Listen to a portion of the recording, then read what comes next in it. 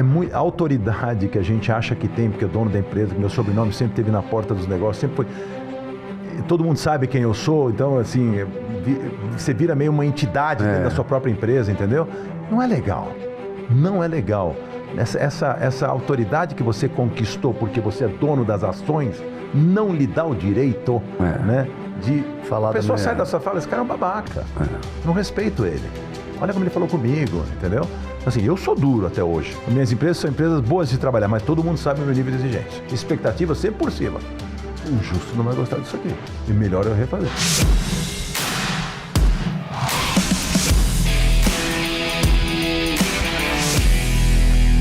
Seja bem-vindo a mais um PVCast, o PVCast do Paulo Vieira. E hoje trazendo uma pessoa, uma personalidade. Ele é polivalente.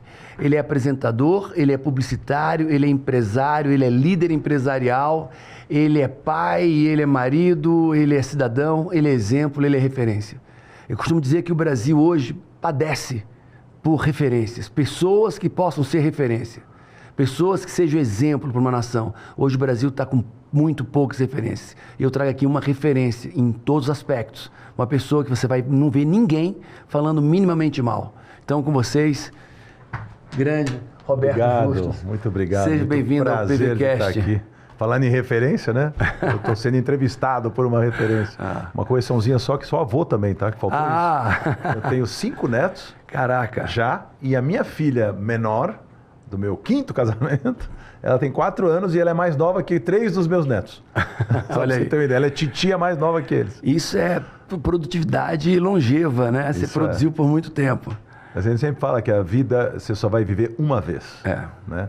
E não dá para você ensaiar uma vida e viver outra. Você vai ter que fazer esse papel da sua vida ser vivido uma vez só.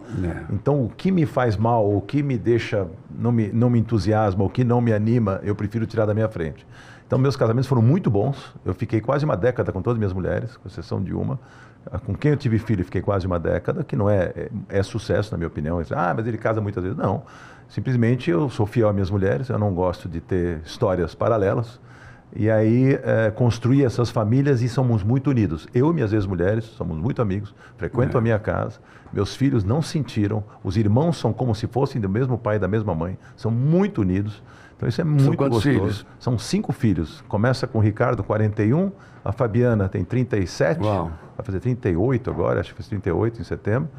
Aí a Luísa tem 31, a Rafaela tem 15 e a Vicky tem 4. Olha aí. Então, de 41 a 4. Ou seja, dá para...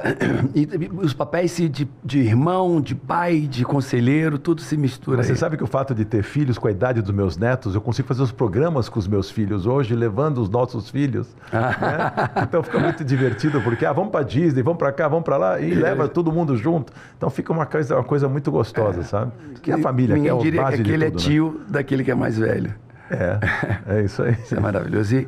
E a família preservada, a harmonia preservada, o amor preservado, o respeito preservado. É isso. Isso é o mais importante na vida. Assim, o maior patrimônio que a gente possa construir na vida é essa família, e essas são as pessoas em volta de você. Né? Isso para mim é a maior felicidade do mundo, é quando eu estou com eles. Sabe que outro dia eu vi um grande empresário americano dizendo assim: o maior patrimônio que eu construí não foi... O maior sucesso para mim não é o dinheiro que eu construí, é saber que os meus filhos mais velhos e já formados e já casados frequentam a minha casa, me procuram. Né? Porque normalmente a vida vai, né? E eles vão, né? Eles vão viver a vida deles. A prioridade número 1 deles acaba sendo o filho deles e não mais a gente. E não porque dependa financeiramente, mas porque tem prazer na minha companhia. Exatamente. A gente foi para Paris semana passada, chegamos segunda-feira, chegamos domingo passado, não sei se passado o outro. Eu, minha esposa, meus 3 filhos, meu genro, e que momento gostoso. Ontem, nós saímos, fomos para o autódromo ontem, 9h30 da manhã, chegamos 10 horas da noite, os 5. Assim, como nós temos prazer na nossa companhia. Não tem preço, isso não tem preço. Né? Isso é muito importante. E você falando Agora, disso... fazer isso em vários casamentos, com várias... o desafio maior. É uma ciência um pouco mais complexa. Aí cabe um livro, viu? Cabe o 3º livro. Cabe. Eu já falei que eu vou fazer um livro sobre relacionamento. Como ter 5 esposas e ser amigo das 5. E elas amigas entre elas. Aí a quinta vai fazer 12 anos, nós estamos juntos. Inclusive, nós vamos comemorar ano que vem. Eu faço 70 anos e faço 10 anos de casado com a Ana Paula. vamos fazer uma renovação de votos e vamos fazer o meu aniversário de 70 anos. Vai ser uma festa bem legal. E aí eu falo assim, por que esse casamento está durando mais que os outros? Porque depois de 5 casamentos eu entendi e aprendi que quem manda são elas. Eu tentei impor a minha verdade durante 4 outros casamentos. Desistiu. E não dá. Tem que desistir, o poder delas é gigantesco, né? Eu não sou capacho, eu não sou... Você sabe que eu tenho uma personalidade bem marcante, bem forte, mas deixar a última palavra. Eu prefiro ser feliz do que ter razão. Mudou bastante o conceito de vida depois da maturidade. Quanto tempo eu perdi em discussões desnecessárias por querer impor alguma coisa, entendeu? Então, enfim, isso ajudou muito. Então, esse conceito de viver dando a elas vamos dizer, essa importância que elas merecem por ser mãe de seus filhos, por ser nossas companheiras, né, tá do nosso lado, ela é uma profissional que eu admiro. Então, tem toda uma história de respeito e admiração que passam por essa coisa de entender que a mulher tem que ter uma prevalência em algumas situações e deixá-las mais felizes. No meu caso, assim, o que eu abri mão de muita coisa de decidir. Cara, é dela, ela sabe, Sim. Ela é melhor que pode decidir. É isso mesmo, eu achava que eu sabia muito mais do que ela. E eu fiquei numa outra pequena parte, que é a minha expertise, estamos em acordo, estamos felizes e tudo roda muito bem. Mas precisa achar alguém também que eu tenha confiança de que a decisão dela vai ser uma decisão, a melhor decisão. Sábia. Se você tem alguém do seu lado que não tem essa condição, aí fica difícil delegar. Aí fica difícil. Como Amigo, na empresa é a mesma coisa, né? Você só consegue dar seus diretores, você delega quanto mais confiança você tem na capacidade que eles têm de te devolver o resultado. Eu tive épocas aqui que a minha sócia, minha esposa, ela tinha, acima de 10 mil reais, ela tinha que aprovar. Imagina, 1.300 funcionários no total, 400 na holding, ela tendo que aprovar compra de 10 mil reais. Complicado. Ah, você centraliza. Não, eu não centralizo. Nesse momento, eu não tenho uma equipe capacitada para fazer escolhas certas, decisões certas. E aí, claro, refizemos a casa, era algo disfuncional, refizemos a casa, organizamos a casa e hoje tudo funciona, mas é desesperador. É difícil. Não tem fácil, quem... Não. O segredo está nas pessoas, né? Na qualidade das pessoas que você tem em volta de você. Você sabe que, de vez em quando, as pessoas falam assim, Paulo, as pessoas são o ativo, o maior ativo de uma empresa. Isso não são. E o que é que essas são? Elas podem ser o maior ativo e o maior passivo de uma empresa. Sem dúvida. De qualquer lugar. As pessoas podem ser... A única fonte de prejuízo são pessoas, basicamente, e a única fonte de lucro são as pessoas. Agora, você consegue trazer as pessoas certas, os talentos certos, e aí tudo... Esse é o maior segredo da liderança. Atrair, contratar, atrair, reter, motivar talento. Se você consegue fazer isso, você tem uma organização de gigantes. E muita gente tem insegurança de trazer gente melhor. Você deve ter gente melhor do que você aqui em vários aspectos. A gente não é onipresente. É o que eu busco. Eu tenho várias pessoas lá, eu entrei no ramo da construção, por exemplo, um dos meus negócios hoje, que o meu sócio vem de 20 anos de construção. Ele era um dos melhores caras do mercado. Ele virou construção industrializada, que é o que nós fazemos, mas ele já vem com essa base da engenharia que ele já conhecia, então eu fico totalmente tranquilo, porque tem um drive danado, é um cara que eu realmente acredito e confio. Agora, não posso eu querer achar que eu ia ser, por mais que eu seja CEO da empresa, negócio é negócio, tocar um negócio é muito similar a qualquer outro negócio, mas a expertise é fundamental. Eu procuro, e eu posso dizer, eu estava reunido com 35 líderes agora. Troquei de roupa para entrar aqui. Antes da nossa entrevista. Eu estava lá, quando você estava conversando com minha irmã, eu estava saindo da reunião. E eu tenho certeza que todos os meus líderes são infinitamente melhor no que eles fazem do que eu. Todos eles. Sem dúvida. O meu CFO é muito melhor do que eu, a minha CRO é muito melhor do que eu. Se não fosse, nós não íamos precisar deles, né? São muito melhores do que eu. E que bom que são melhores do que eu. Agora... Não tem a tua capacidade de liderança, não tem a tua visão empresarial. Aí muda tudo. Aí é outra história. Uma vez outro jogo. Eu disse para uma pessoa, cara, meu time é muito melhor que eu. O que você faz lá? Cara, eu tenho clareza onde minha empresa está, eu tenho clareza onde eu quero que minha empresa chegue, e eu lidero ele para eles decidirem, conversarmos todos nós, como é que eles vão atingir a minha visão. É isso. Mas eles vão dizer como chegar, eu não tenho noção como vai chegar lá. Cara, marketing, do jeito que é hoje, nós temos 85 funcionários só no marketing. Tráfego, analista de tráfego, copy, SDR em vendas, closer. Agora, você sabe uma coisa muito curiosa? Estava até lembrando, eu estava conversando com o meu sócio recentemente. Por que eu escolhi meu sócio para ser o presidente? Ele é o presidente executivo da empresa, o Daniel Gispert é o nome dele, no caso da construtora. Em cada negócio meu, eu tenho meus sócios, são muito competentes. Né? Mercado financeiro são 4 empresas, aí tem tecnologia, tem empresa de data center, tem uma série de coisas. Aí ele ele tem um estilo de resolver coisas, é um estilo rompedor, é o doer, é o cara que tem uma dinâmica de ter execução na veia. Então, e aí eu estava falando com ele, por que as outras pessoas, a gente tem muitos diretores, a gente tem que encontrar gente em volta da gente que vai lá e resolve as coisas, não fica proscratinando a coisa, não fica... Então, por exemplo, o Elon Musk falou assim, se é verdade ou não sei, mas a história é muito boa, tem muita história de Elon Musk, que ele estava a bordo do avião dele com engenheiros líderes da fábrica, não sei se era da SpaceX ou se era da Tesla, não foi identificado de onde era. Aí ele estava apresentando um projeto para ele dizendo, olha, isso aqui, para a gente mudar esse sistema para aquilo que você quer, vai de 6 meses a 1 ano. Aí ele falou com o piloto, falando, pousa na fábrica, pousa lá perto da fábrica, nós estamos indo para lá agora. Ele levou todos eles para a fábrica e ficaram lá, sei lá, 2 ou 3 dias resolvendo. Ele conseguiu resolver na hora aquilo que eles tinham dito que resolveriam em 6 meses.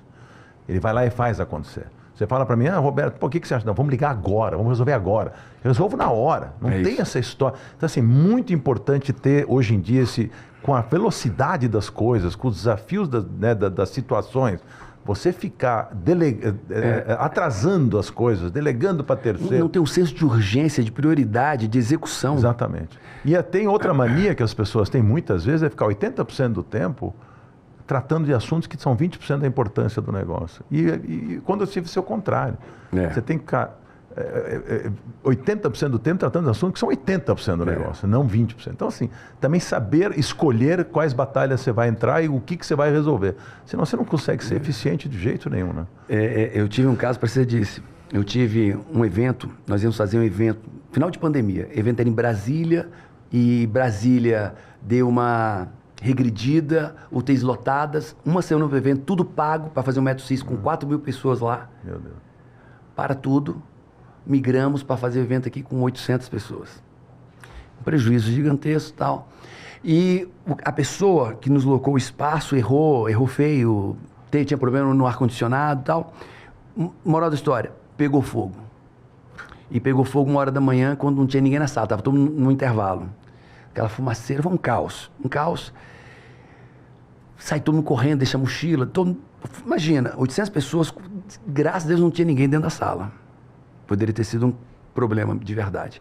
E aí, estou eu aqui, a sala cheia de fumaça, os materiais dos alunos foram literalmente embora. Eu estou aqui andando, olhando para tudo e pensando como é que era. O evento era quinta, sexta, sábado, domingo, era uma sexta-noite. Tinha 2 dias de evento. Eu disse, como é que eu resolvo isso?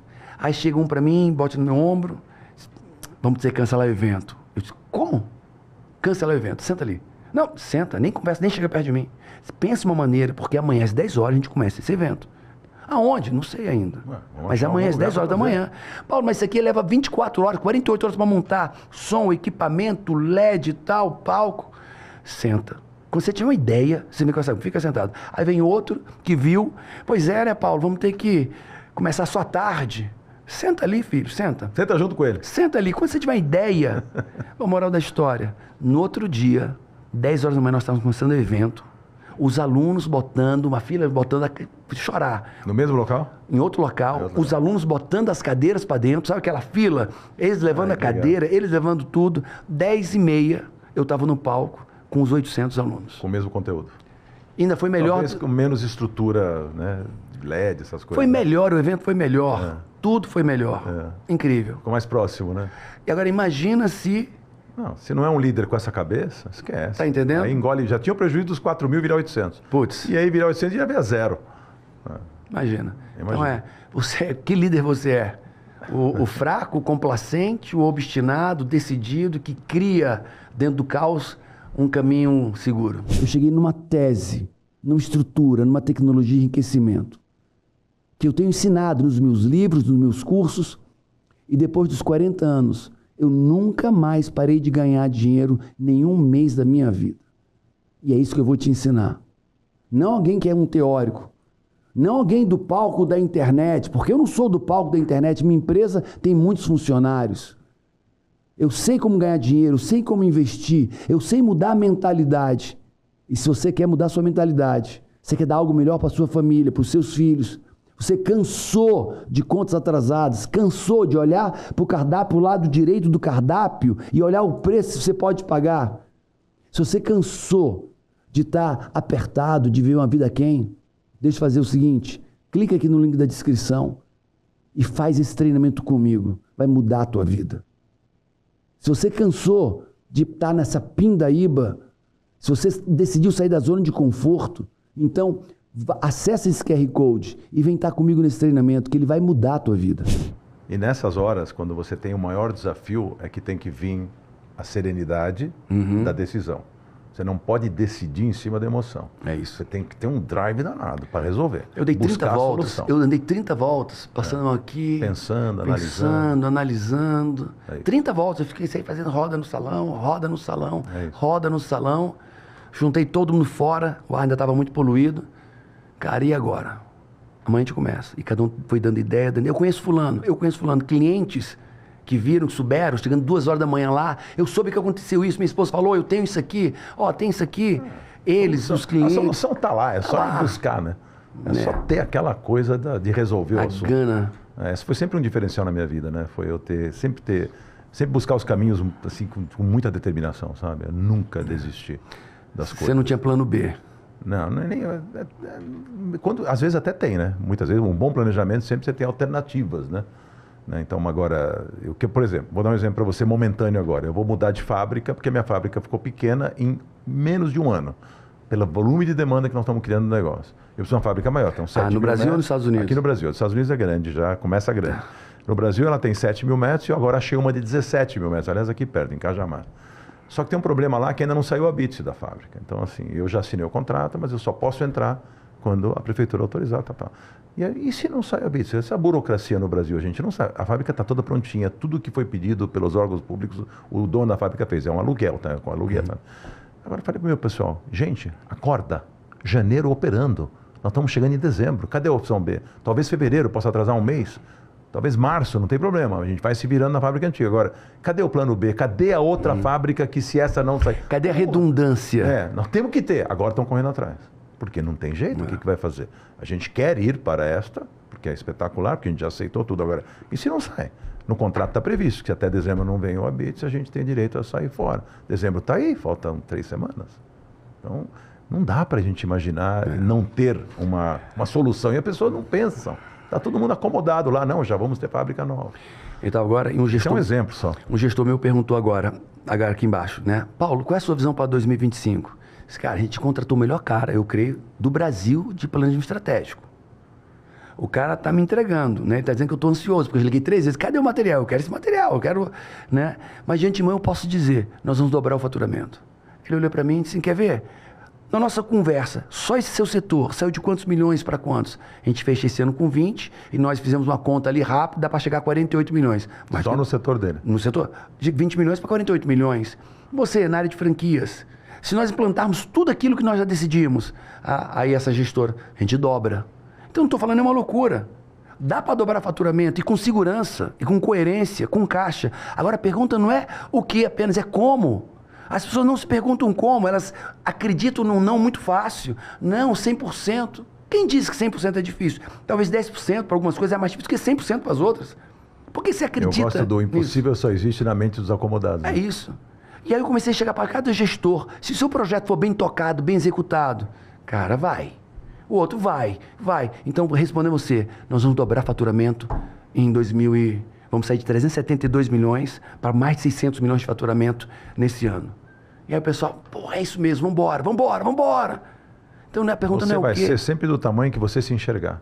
É isso. Se você não enxergar que você pode dobrar teu faturamento, tua equipe não vai se contaminar com isso e você não vai chegar lá. E mesmo que não dobre, mesmo que chegue a 70% em vez de 100%, já não é maravilhoso? Já cresceu de 300 para 500 e tanto. Mas você jogou a meta lá para frente e você botou todo mundo para fazer acontecer. Eu faço a mesma coisa. É assim que eu penso, sempre. A visão significativa antecede a realização significativa. Opa, na vida pega essa, assim. fala de novo devagar. Uma visão significativa antecede uma realização significativa. É isso. Se você não enxergar o que você quer fazer, se você não tiver essa visão, você não vai ter a realização. Acho que é uma coisa importantíssima, né? É um mantra que eu sigo muito isso. E tento contaminar meu pessoal com esse pensamento. É isso. Entendeu? E a visão do empreendedor, ela tem que contagiar Todo time. Eles têm que olhar para a visão, acreditar na visão, comprar a visão e vamos embora. Você sabe que você extrapolar isso para o teu país, sabe? É uma coisa que me dá muita pena num país tão rico como o nosso, né? Que teria toda a condição do mundo. É que uma nação grande, ela tem que antes pensar grande. Ela tem que se enxergar. Nós sempre fomos o país do potencial, o país do futuro, o emergente. Nós nunca nos posicionamos, nem mentalmente, devido às limitações dos nossos dirigentes, né? Claro que com algumas boas exceções, mas muito difícil o Brasil ser o Brasil que nós queremos que fosse, com um pensamento apequenado. Entendeu? Então, assim, o Brasil não se coloca no contexto de primeiro mundo porque não sabe nem se comportar assim. Começa na educação, começa na cultura, começa no comportamento. Esteticamente o Brasil não está preparado. Você chega no aeroporto em qualquer cidade, chega em Genebra, na Suíça, chega em Los Angeles, na Califórnia, chega onde você vai olhando o landscape, vai olhando como eles cuidam, vai olhando tudo. Chega aqui, chega no aeroporto de Guarulhos, vai olhando em volta para você ver. Então, assim, é tudo mal cuidado, é tudo, né? Tem tanta coisa para consertar que eu não sei se nem em algumas décadas nós conseguiríamos. Mas a primeira coisa que tem que consertar nesse país é a mentalidade. É pensar como os empresários pensam. E nós somos vilanizados, nós somos os vilões. Um ambiente hostil para nós. Eu tenho combatido isso. É uma injustiça esse ambiente hostil. Preconceituoso, cruel e mentiroso. E injusto. Porque o maior projeto social do Brasil, do país, em qualquer país do mundo, é o emprego. E quem dá o emprego é o empresário. Quer ver uma coisa? Eu vou pegar você aqui. Vou fazer uma pergunta para você que você já sabe a resposta, todos nós sabemos a resposta. Pega aí, hein? Você que está conosco. Só existe pessoas pobres porque existem os ricos. É verdade ou não é? Mentira! Essa é a primeira mentira que dizem para você. Quer ver uma coisa? Vamos pegar aqui. Me diga seus amigos bilionários de suas empresas. Me diga 5 deles. Não, eu não vou ficar mencionando. Vai. Então tá na Forbes. Tá todo na Forbes. Não, mas não. Então vamos lá. Vamos pegar um grupo... Luciano Hang. Luciano Hang. Então, Luciano Hang e a Van. Se eu não me engano, 20 mil funcionários. E me disseram aí 5 bi e 600 milhões de imposto ao ano. Sim. Tá certo. Então, vamos fazer o seguinte, ele é bilionário?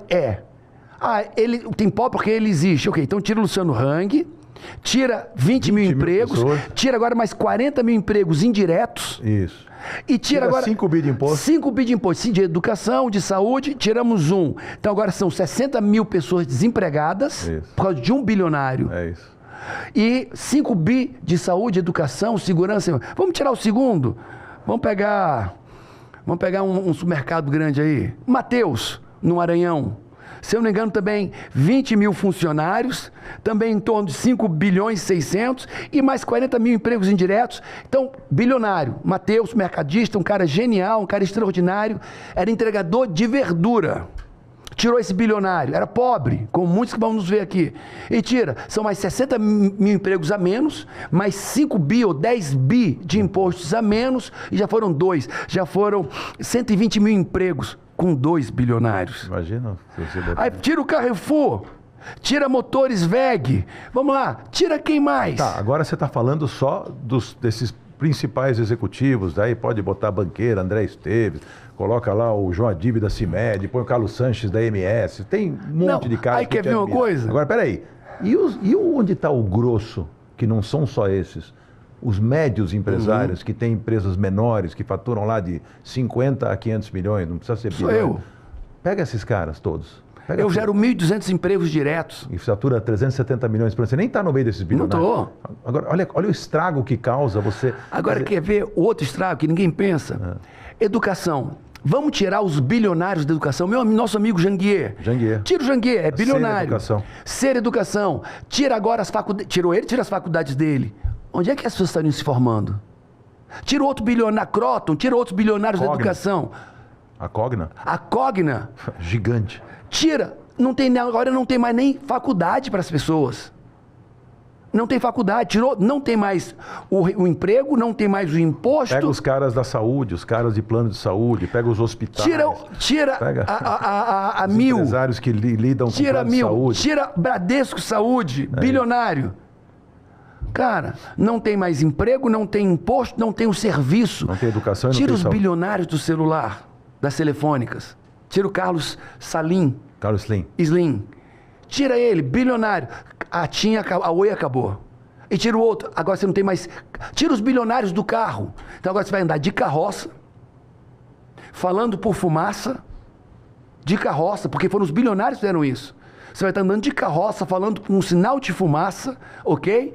E estudo esquece.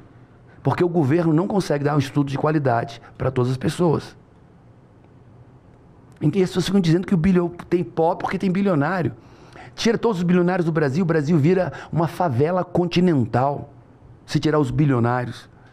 Eu chego nos Estados Unidos, eu moro nos Estados Unidos, tem um negócio nos Estados Unidos, os empresários lá são aplaudidos. Não, são exemplos. Cara, são exemplos, são referências. Aí chega no Brasil, cara, você é empresário. Eu sou empresário, sim. Gera imposto, com muito orgulho. Com muito orgulho. Não é fácil ser empresário, é muito difícil. No Brasil? Coragem foi identificada por grande parte dos empresários de uma pesquisa da revista Fortune americana como uma característica das mais importantes do sucesso deles.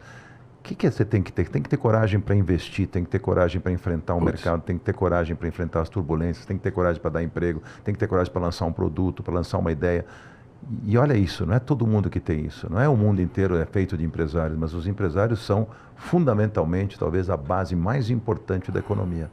Fundamentalmente são. A primeira coisa de uma família, de uma sociedade é a família. Depois, o empresário, que gera emprego para a família e recursos para a família. Empresários e empresárias, né? Empresários, empresários de forma geral. Aí querem destruir a família e o empresário. Vai sobrar o quê numa sociedade dessa?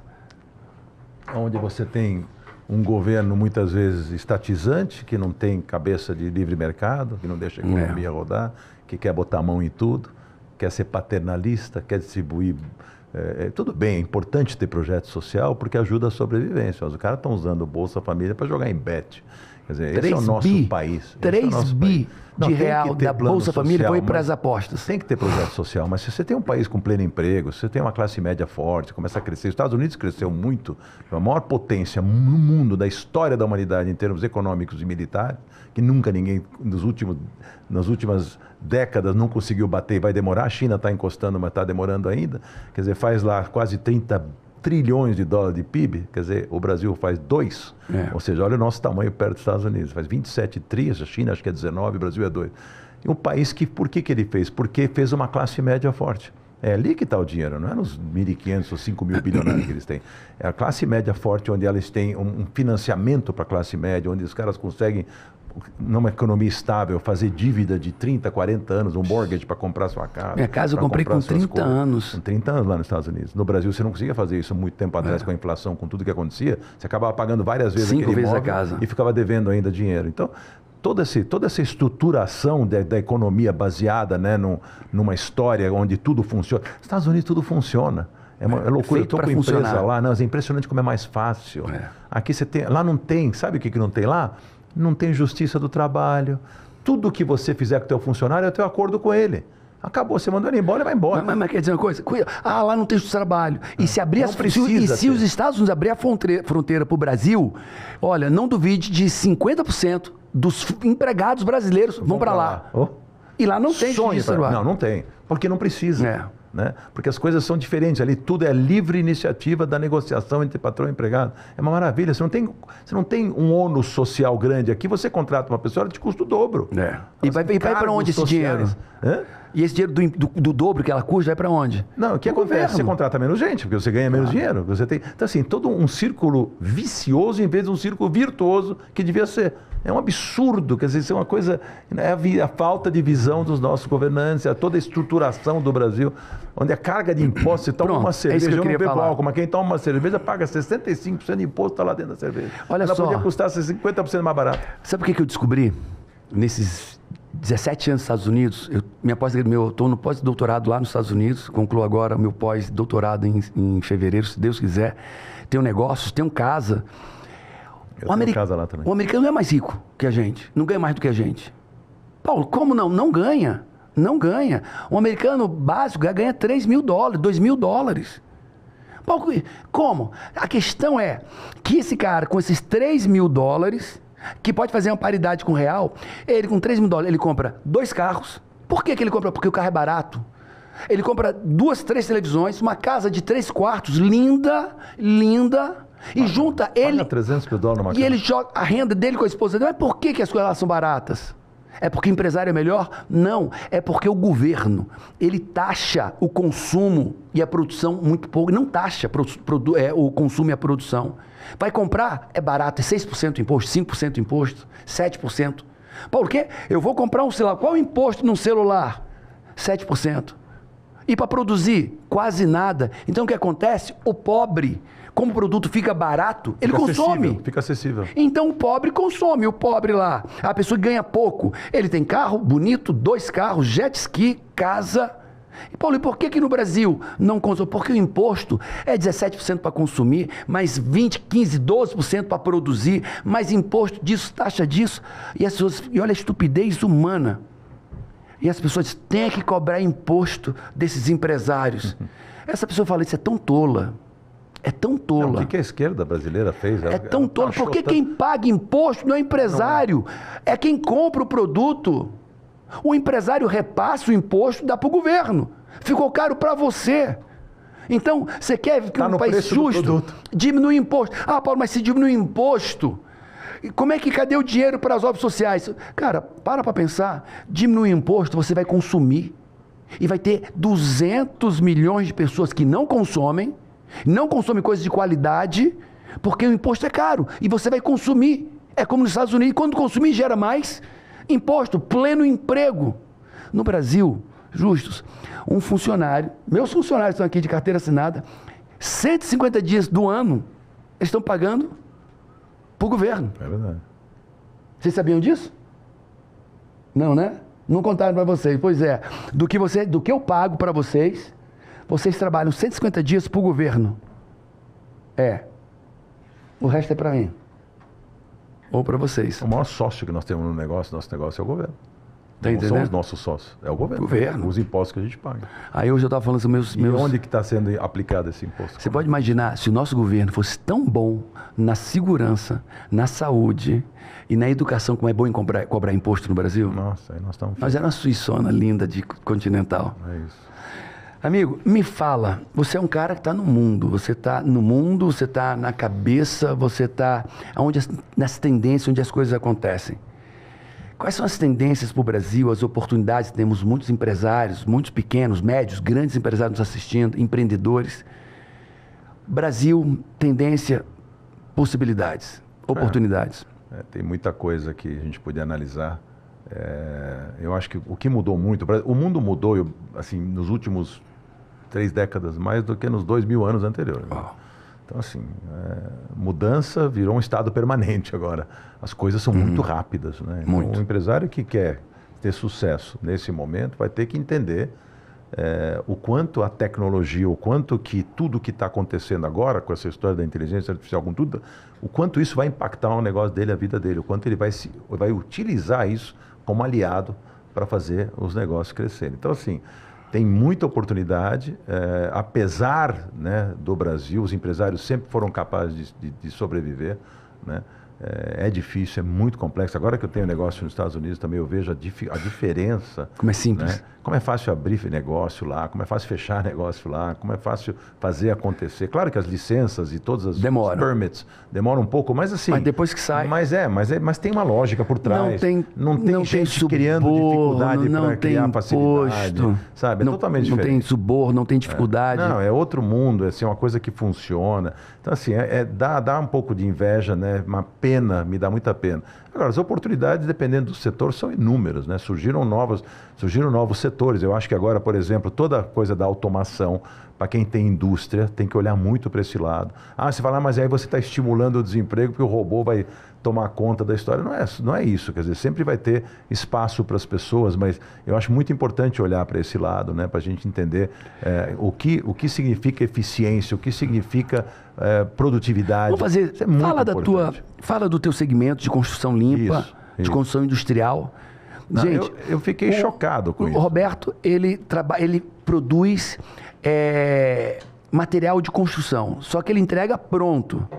E os Estados Unidos vive isso já, uma construção limpa. Fala pra gente essa mudança, a tendência que é nessa área. Então, a gente não é que eu produzo material de construção, eu produzo material, eu produzo construção industrializada, ou seja, eu faço a obra dependendo de uma casa popular, eu faço ela 85% já dentro da fábrica, quase 90%. Numa obra maior, consigo chegar a 30%, 40%, às vezes 50% Você faz as paredes, steel frame? Módulos, paredes, você faz tudo, a parte elétrica, hidráulica, tudo você produz dentro da fábrica. Então o cara chega e monta a parede. Então ele não sobe tijolo a tijolo. Entra o montador.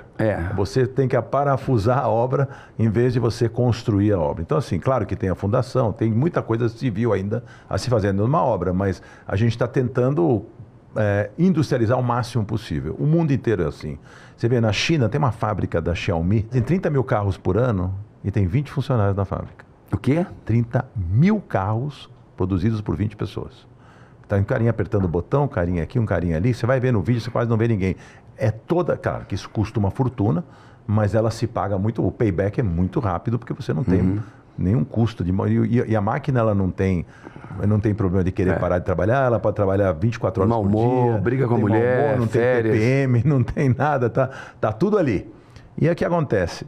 Fizeram uma estrada também lá de 178 quilômetros, se eu não me engano, quase sem ninguém, só com máquinas. Tá? Então assim, a gente já está vendo, mas você de novo está pregando que o futuro vai ser desemprego em massa. Não, sempre tem função para as pessoas de vários aspectos. No nosso caso, Paulo, eu teria a oportunidade, eu já falei isso aqui em alguns lugares, já me entrevistaram, se fomos até capa de revista da Dinheiro, sobre esse assunto do futuro da construção. Não dá para entender um mercado que representa 23% do PIB brasileiro, são 2,3 trilhões de reais em jogo, o PIB brasileiro é 10 trilhões de reais, 2 de dólar mais ou menos. Né? Agora com o dólar um pouco mais alto, é um pouco menos, mas... ou um pouco mais, na verdade, né? Porque está 5,80 praticamente. Então, 23% do PIB trabalhando nos moldes dos anos 60. Igual. É inacreditável. Melhoraram alguns processos, mas não dá. Teve uma pesquisa que, em termos de atraso inovador, a construção civil só perde para a pesca. A pesca é a coisa mais atrasada que o Brasil tem. Comparado com a pesca coreana, japonesa, americana, é atrasada. Mas a construção é o número 2 de trás para frente como atraso inovador. Então, assim... Eu vi um oceano azul. É um oceano azul. Que oportunidade que nós temos. O cara te encomenda 500 casas. Mas o que você entrega das casas? Eu faço 500 casas em 100 dias, talvez. 3 meses e pouco. Pronto. Caraca. Eu produzo lá, dependendo da fábrica nova, eu consigo produzir, sei lá, 20 casas por dia, 25 casas por dia, pode ser que eu consiga fazer lá. E as pessoas vão montando, pega isso peça. Isso é casa popular, monta. Tá? Não estou falando, obviamente, de coisas maiores. Mas a gente está fazendo prédio, a gente está fazendo um monte de coisa. Fizemos um estádio agora. Um estádio do Red Bull, se eu posso citar aqui a marca, não sei se eu posso. O estádio Red Bull, que eles fizeram um estádio temporário para durar alguns anos, só enquanto eles vão reformando lá em Bragança Paulista, aquele Nabi Abichedi, que seria o estádio maior, onde nós estamos também agora concorrendo para construir para eles. Mas esse estádio temporário, para 14 mil lugares mais ou menos, nós fizemos em 6 meses. Caraca. Você constrói um estádio em 6 meses? Seria 3 anos, 3 anos e meio. Não, talvez não é um estádio tão grande, talvez não... Mas a gente fez as arquibancadas 100% em Light Steel Frame. Talvez a primeira do mundo. 100% em Light Steel Frame. Então, assim, é um espetáculo essa obra. Né? Então, o que eu quero dizer com isso? Você tem vantagem enorme de tempo. Você imagina um empreendimento imobiliário. Você deve ter imóveis, investimentos e tal. O cara vai fazer um empreendimento imobiliário para alugar. Se eu entrego para ele 1 ano antes, ele ganha 1 ano antes de aluguel. Mesmo que eu fosse mais caro, que nós não somos, nós temos o preço equivalente, essa pessoa poderia ter vantagem depois. E o pós-obra, porque não tem patologia no nosso sistema, então não tem trinca, não tem mofo, não tem umidade. Então, são paredes que nunca vão estragar. Sujeira, não tem resíduo. Sujeira, não tem resíduo zero. 5 litros de água por metro quadrado contra 500 da construção tradicional. E outra coisa muito interessante, que com tecnologia a gente foi evoluindo. Quando nós começamos 1 ano e pouco atrás a fazer essas obras, a gente usava 50 quilos, 53 quilos mais ou menos de aço por metro quadrado. Hoje usamos 19. A obra ficou mais leve. Por fato da obra ser muito mais leve com aço do que com alvenaria, você faz menos fundação. Por fato de eu ter um isolamento acústico, você tem uma vida mais confortável. Por ter isolamento térmico, o ar-condicionado que você vai gastar na tua vida toda lá dentro é muito menos. A temperatura está sempre de 22, 26 graus. Se eu puser uma casa de lá, steel frame, no meio sem nenhum, uma casinha popular que não tem ar-condicionado, o cara fica confortável lá dentro, não entra o calor. A nossa parede não absorve calor. Cara, é tanta vantagem, podia ficar aqui o programa inteiro falando. É tanta vantagem que eu não consigo entender por que ninguém acordou para isso. Aí vem resistência, preconceito, o engenheiro antigo fala, não, porque ele não entende o assunto, não quer perder o emprego. Então, eu já Nem quer aprender nada, não quer aprender algo novo. Evoluir, não quer sair da zona de conforto. Aí complica tudo, entendeu? Mas nós estamos conquistando o mercado, assim, mas um absurdo. Falar dessa nossa forma de construir tradicional nos Estados Unidos é uma aberração. Na Europa é uma aberração.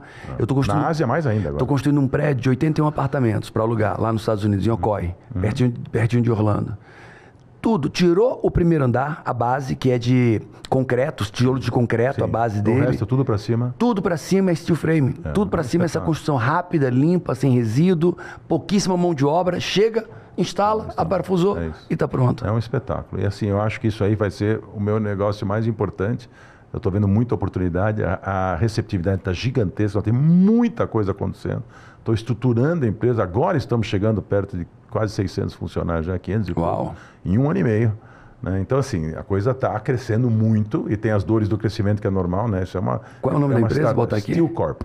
Pegou? Steel Corp, Grupo Steel Corp. Aí, ó, pega aí. Não, e sabe o que nós fizemos lá? Você que gosta da história da educação, nós criamos a Steel Academy para treinar essa mão de obra. O que aconteceu com a mão de obra na construção civil brasileira? Está subindo. O pedreiro envelheceu, o filho dele quer ser Uber, quer fazer outra coisa. Então não tem uma sucessão, né, para esse tipo de mão de obra. Então as construtoras estão desesperadas e quando tem, ela é desqualificada.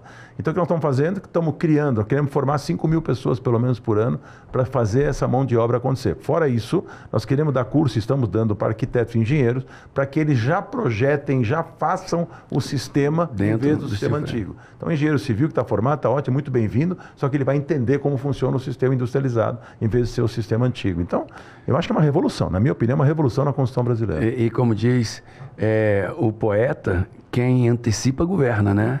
E quem sai na frente bebe água limpa. É verdade, mas você sabe que muita gente... Eu tenho ido nas feiras de construção e como eu tenho um alto-falante razoavelmente bom, né, para fazer as coisas, as pessoas, eu tenho credibilidade, graças a Deus, né? E aí os caras chegam para mim e falam, muito obrigado, cara, o que você está fazendo por esse setor, aumentando o volume para todo mundo. Eu não tô, é uma coisa institucional, eu não estou preocupado em querer ganhar sozinho. Isso é um mercado, vou dar um dado para você que gosta de números. Dos 2,3 trilhões de reais que são o mercado da construção brasileira, não chega a 10% a construção industrializada, mais ou menos 7% a 8%, a industrializada. O Light Steel Frame não chega a 1%. Uau. Mas se for 1%, nós estamos falando em 23 bi de reais, que se eu levar a 10%, nós estamos falando que vai para 200 bilhões.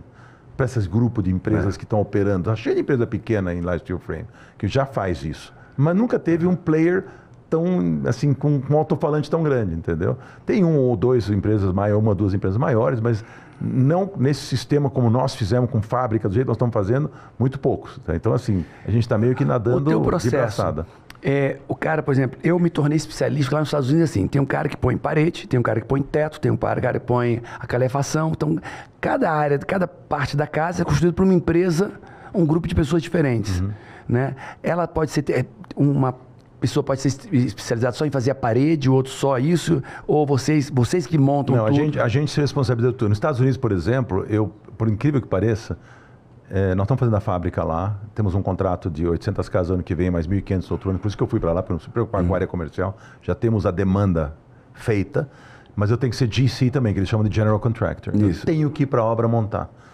Gozado, né? Tem empresas que eu subcontrato, a gente subcontrata pra caramba, mão de obra, tal, não tem problema nenhum, a gente traz empresas. No meu prédio eu contratei uma empresa, tem o meu GC, contratei um GC e o cara consegue contratando as empresas. Mas o GC coordena todas as atividades, entendeu? Então o General Contractor. A gente se responsabiliza pela obra aqui no Brasil também. Então eu fiz o estádio do Red Bull, mas a minha empresa, como qualquer construtora, se responsabiliza por tudo. Eu entrego a obra pronta, tá aqui a chave do estádio, pode entrar. Né? Então, mas o sistema que nós estamos usando é o nosso, é um mix, porque tem muita coisa ainda de civil que tem que fazer.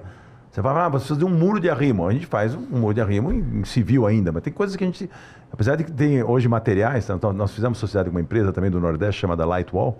Os caras são muito bons. A gente fez uma empresa chamada Modulite, onde a gente tem módulos que é um híbrido entre... A gente faz a casa toda em Lightwall, que é um material super resistente também. Ele é tão resistente quanto o steel frame.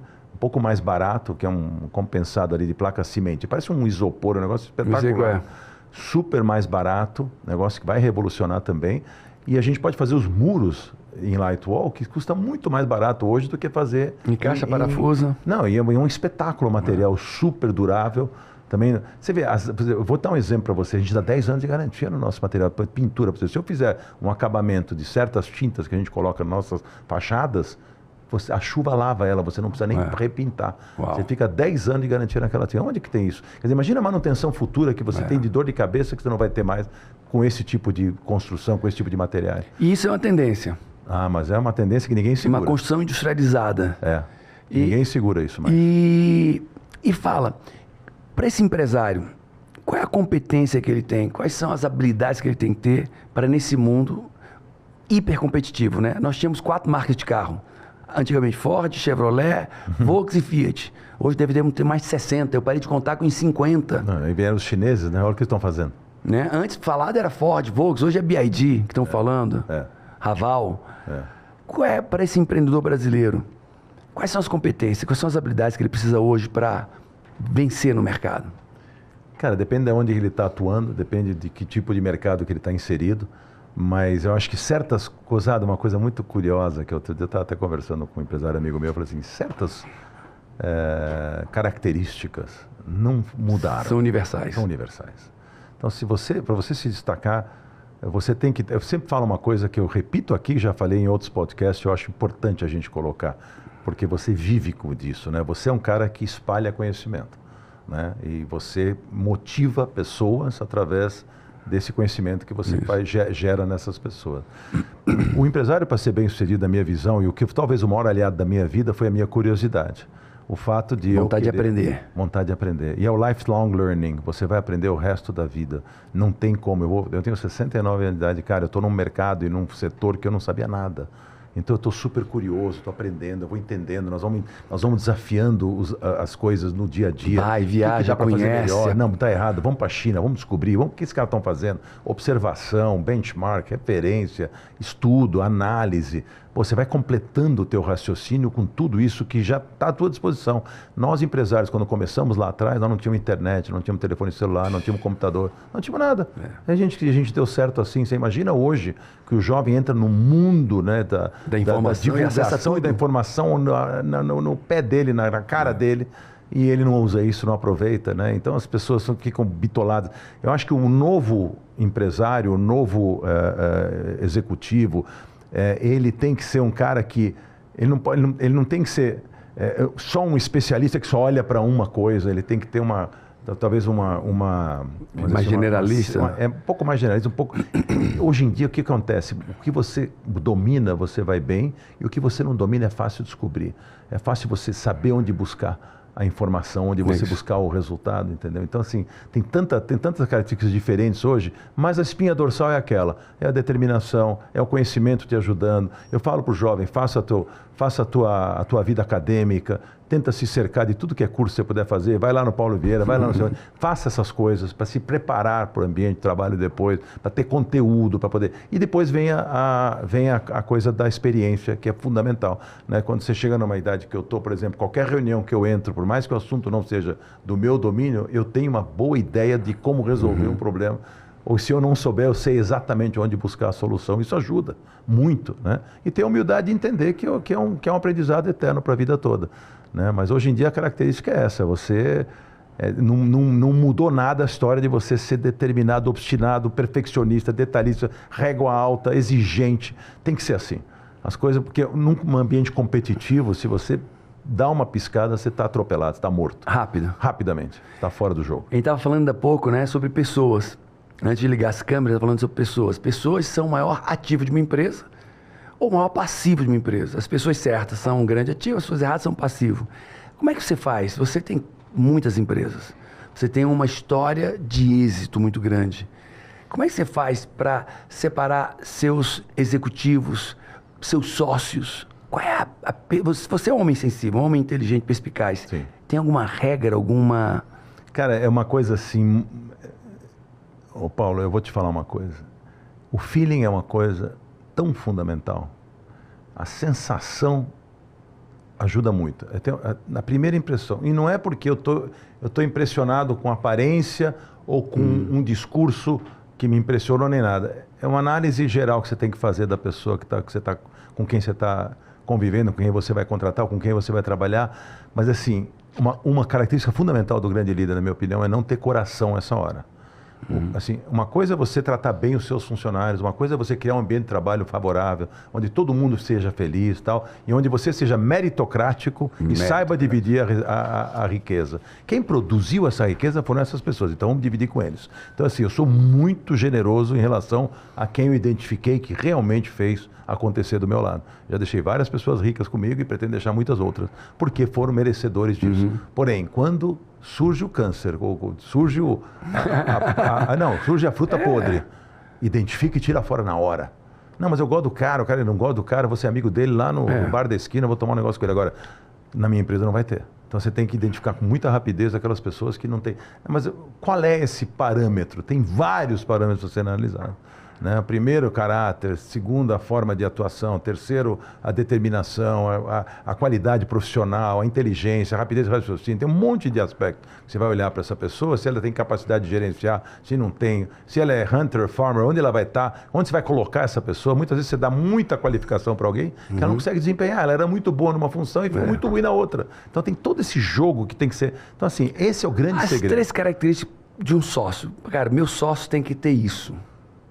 Meu sócio tem que ser íntegro com seus princípios, então seus princípios de caráter para mim, porque assim, a característica profissional eu consigo moldar, eu consigo treinar, eu consigo fazer. A característica pessoal, caráter, eu não consigo fazer. Isso já vem com ele. Então, essa primeira coisa, tem que ter confiança plena nessa pessoa. Segunda coisa é o que eu falo, a pessoa tem que ter o drive e a determinação de buscar resultados, tem que ser ambicioso, sem querer pisar nos outros, mas tem que ter uma ambição de fazer acontecer. Então, isso eu sempre falo... Eu sempre falo, eu prefiro segurar um louco que empurrar um bobo, né? Essa é uma frase antiga, não é nova, não é nem minha, mas eu adoro ela, porque eu preciso dessas pessoas que têm esse sparkle, sabe? Tem essa faísca, né? Que querem fazer, que querem ir atrás, que não se sossegam, são obstinados. Eu quero obstinado, ambicioso, eu quero esse tipo de perfil. Eu não quero um perfil acomodado, entendeu? Porque, você sabe, eu vou repetir aqui uma pesquisa muito interessante lá do passado nos Estados Unidos que tinha, até comentei já isso em alguns lugares, mas eu acho importante aqui, tua abrangência leva essa história, dá um bom exemplo. Fizeram uma pesquisa, uma empresa bem administrada, muito bem administrada. 10% das pessoas podiam ir embora. Eu vou sair com você aqui, na sua empresa, que é bem administrada, que você é fera, 10% não podemos mandar embora, você não vai nem sentir.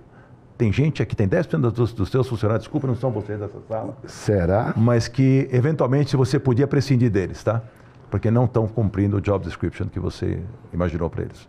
Aí pega os outros 60% que nessa pesquisa os gringos chamavam de mainstreamers. É o cara 9 to 5, lá porque o horário lá é 9 às 5 da tarde. Largou a caneta, 5 da tarde e foi embora para casa. É um carregador de piano, é um cara importante. Veja uma coisa, eu não estou falando aqui de cargo hierárquico, tá? No 10% pode estar o presidente da empresa. O cara é um inútil. O cara está fazendo coisas que a empresa não está se beneficiando dela. E pode estar o office boy ou o presidente, tanto faz. Aí vem os 60, que são os mainstreamers. Sai o João, entra o Pedro. Sai a Maria, entra a Cumpridor de tarefa. Não, mas se trocar, não vai sentir. Porque vai precisar cumprir aquela função e precisa cumprir aquela função.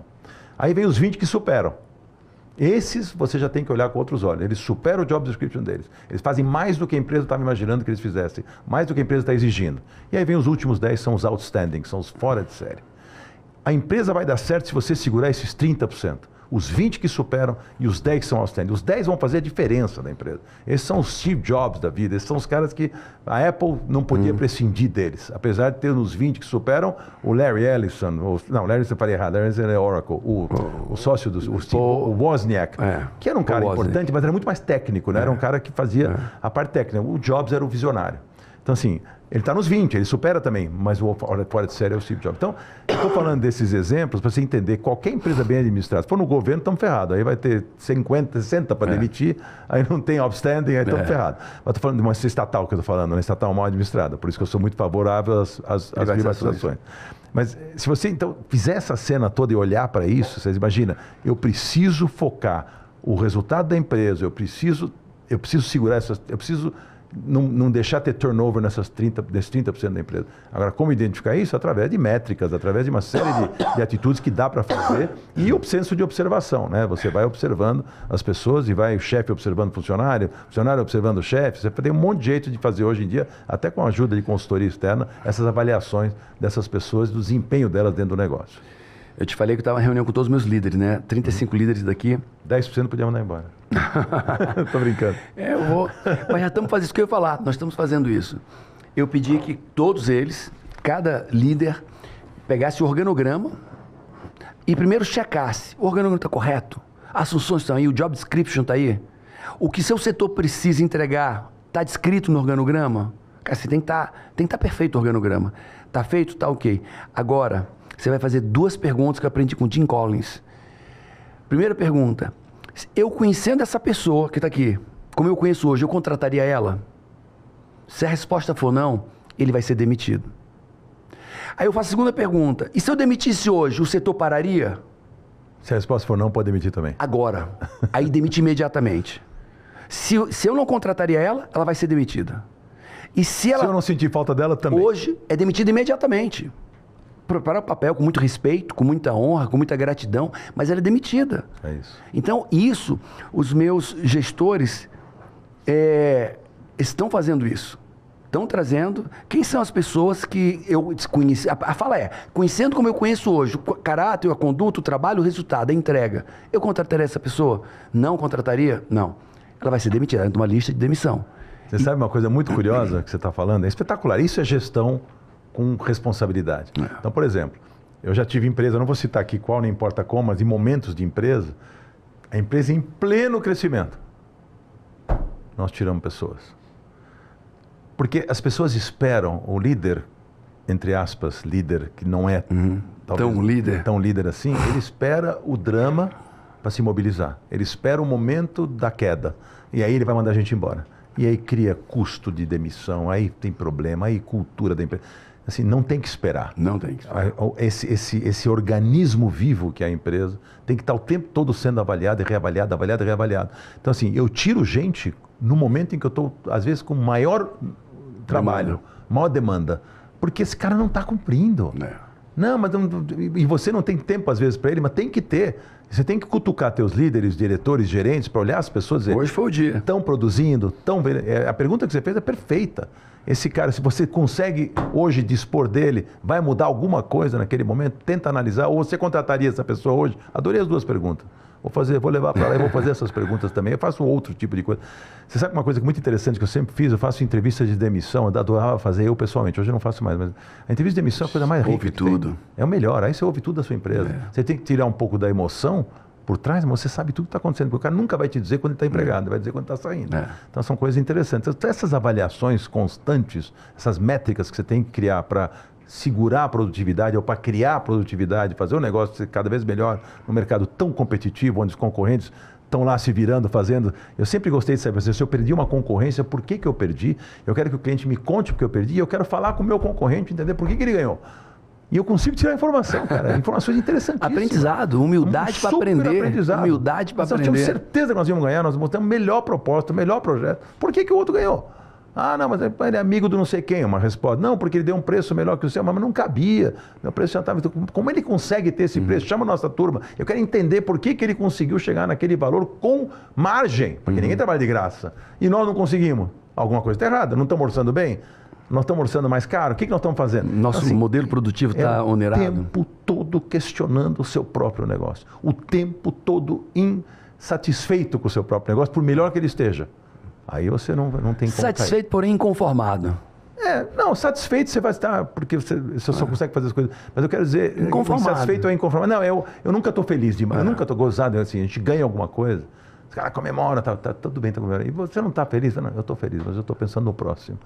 Não tem uma engrenagem de cobrança para mim mesmo, sabe, tão grande, de eu querer sempre estar dando um passo a mais. Eu estava dizendo pro meu time, cara... Não queira que eu dê tapinha nas costas e parabéns por um trabalho bem feito. Eu não vou fazer. Eu não consigo. Eu vou bater nas costas por algo extraordinário. Algo que foi diferente, disruptivo, algo que gerou resultado. Entregamos o trabalho. Pô, mas você está ganhando para isso, né? Tá entendendo? Satisfeito? Ótimo. Não, mas assim, eu gosto de estimular, tá? Eu gosto de estimular. Por isso que eu sou meritocrático pra caramba. Muito. Os caras se dão bem comigo. Mas quando entregaram. E eu gosto que superem as expectativas, né? Assim, a gente está sempre pedindo isso. Ser eterno insatisfeito, de certa forma, sim. Isso me motiva. As pessoas me perguntam, e eu sei que você não é assim. Porque senão você não teria o resultado que você tem, que é maior que o meu. Hoje, quando eu olho para o meu produto, nós somos a maior escola de negócios da América Latina. Não academicamente falando. Uhum. São 35 unidades lindíssimas em todo o Brasil, Portugal, Espanha, Angola, Boston, Orlando, né? Todo o Brasil. Paulo, e por que você não cresceu mais? Porque eu tinha uma debilidade, eu era permissivo. Eu permitia que pessoas, eu me considero um ótimo gestor, líder e gestor.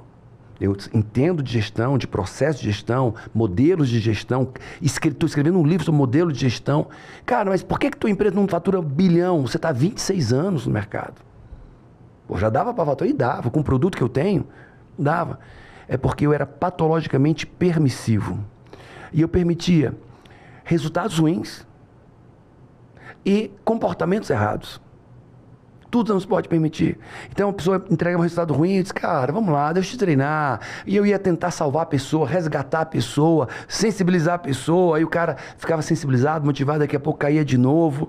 Aí tinha um comportamento ruim, cara, eu sou professor, sou treinador, então imagina, eu quero recuperar as pessoas, eu quero salvar as pessoas, quero... Cara, quando eu parei de ser permissivo, a minha empresa passou a dobrar de faturamento ano após ano.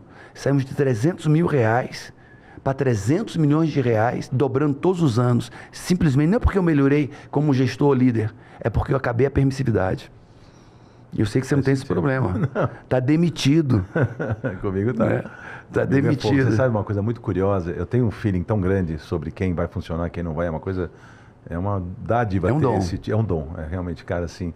Numa reunião, eu traço o perfil da pessoa. E é muito difícil reunião comigo e com o meu sócio. Meu sócio tem essa personalidade fortíssima. É um cara espetacular, acima da média pra caramba de inteligência e de realizador que ele é. De execução. Então, nós dois na reunião, nossos dois tratores. Dois demônios, né, no bom sentido, fazendo chover na reunião e não dar muito espaço para essas pessoas, entendeu?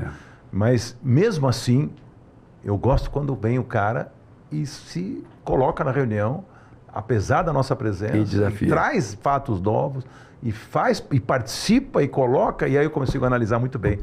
O diferencial não é que eu estou só analisando personalidade e coragem de falar na nossa frente, não é isso. É o como fala, é como se comunica, o que está dizendo, né? Qual é a essência do que ele está falando, qual é a, vamos dizer assim, a eficiência da fala, o que aquilo está contribuindo naquele momento. Então, em uma reunião, cara, eu sei, esse cara tem futuro com a gente ou não tem futuro com a gente, gozado, né? Eu não tomo decisões em cima disso, claro. Porque eu não sou mas é uma luz. Mas já é uma luz. E aí eu chamo a pessoa, inclusive, olha, você podia ter feito assim, podia ter falado aquilo. É meio que a gente dá um coaching para ele sem ser coach, mas sendo esse coach de vida que a gente com a experiência, a gente consegue dar uma luz para essas pessoas, para elas entenderem qual caminho que elas têm que seguir, onde vai dar mais certo, entendeu? Porque assim, é o jeito de você abrir a mente desses caras. Às vezes não tem o conteúdo suficiente, não tem... Você sabe que muitas vezes eu falo, mas não é possível que essa pessoa não entendeu essa oportunidade. É possível. Ela não tem a dimensão do entendimento. Ela não está preparada para entender aquela oportunidade. Ela está preparada para viver no mundo dela, na dimensão em que ela se encontra. Não adianta você querer. Você tem uma outra cabeça, se você tem outro tipo de visão, você enxerga coisas que não consegue passar para até porque pessoas. Se tivesse a minha visão, eu estaria no meu lugar. Não, provavelmente. Não, mas eu podia ter até a visão e ainda não sabia como fazer, mas não consegue entender o que eu estou dizendo. Uma coisa muito louca. Não consegue absorver informação. Eu sofro com isso. Não é? Você não sofre? É uma coisa louca, né? Hoje, eu cheguei para uma diretora minha e disse, olha, nós vendemos para 60 mil alunos. Eu adoro que quando eu trago um tema, você já dá o exemplo prático. Cara, isso aqui está ficando uma coisa, um bate-bola interessante para o público em casa. Eu vendi 60 mil alunos. Nós nunca tínhamos feito uma venda para 60 online. 60 mil alunos, um curso de 40 horas, curso denso. E eu não quero jogar numa plataforma um curso e o cara, como é que eu faço? Eu quero fazer um onboard, eu quero acompanhar, eu quero pegar na mão, eu quero que todos façam o curso, eu quero vidas transformadas, eu quero pessoas, resultados. Aí ela mandou uma mensagem pelo Notion, que é onde acompanha os projetos. Olha, tá tudo certo e vamos ter 60 mil alunos prontos para nos comprar mais. Eu não falei isso. Eu falei que eu quero um onboard muito bem feito, acompanhado, pegar na mão, tirar as dúvidas, uma equipe de onboard, de tirar dúvidas. É uma experiência. A experiência essa palavra, eu quero a experiência do cliente. E se ele tiver experiência, não precisa vender. Os 60 mil vão comprar de novo. Claro. Não, mas ela achou que eu queria vender por 60 mil. E olha, tá tudo gravado. Não entendeu. Eu disse, olha, se eu quisesse venda, eu tinha falado com o diretor comercial, com o CRO, não com o diretor pedagógico. Eu quero que você, que faz parte da experiência do cliente, gere uma experiência, que esse cliente transforme a vida, mergulhe no produto, usufrua tudo que é para usufruir. Mas não entendeu. Sabe que essa coisa a venda atual chama-se experiência. É isso. O que era venda no passado, hoje é experiência. Em tudo as pessoas querem viver uma experiência. Elas não querem comprar nada, elas querem experimentar coisas, né? Totalmente diferente. Mesmo o produto que gera uma experiência, ele tem muito mais sucesso, né? Muito mais, ele fala muito mais com a pessoa do que simplesmente falar e comprar. Isso aqui é uma experiência de vida. Né? O sonho das pessoas terem um negócio desse, onde você tem na palma da mão o planeta. É muito mais do que o equipamento. Onipotente, onisciente e onipresente. As prerrogativas de Deus estão aí dentro. É louco. É uma loucura.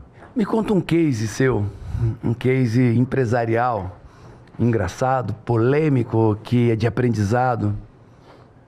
Cara, é legal porque dá a oportunidade da gente falar um pouco sobre os fracassos, né? Uau.